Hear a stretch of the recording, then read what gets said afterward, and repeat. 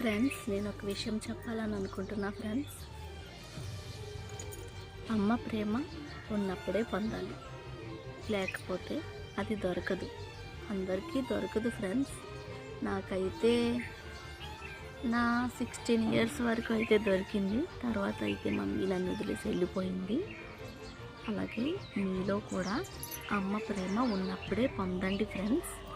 లేనప్పుడు మనం ఎంత తలుచుకున్నా, ఎంత ఏడ్చినా, ఎంత బాధపడినా మనకి రమ్మున్నా రారు ఫ్రెండ్స్.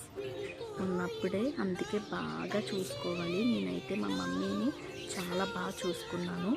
అలాగే మీరు కూడా మమ్మీ ప్రేమను అర్థం చేసుకొని బాగా చూసుకుంటారని కోరుకుంటున్నాను.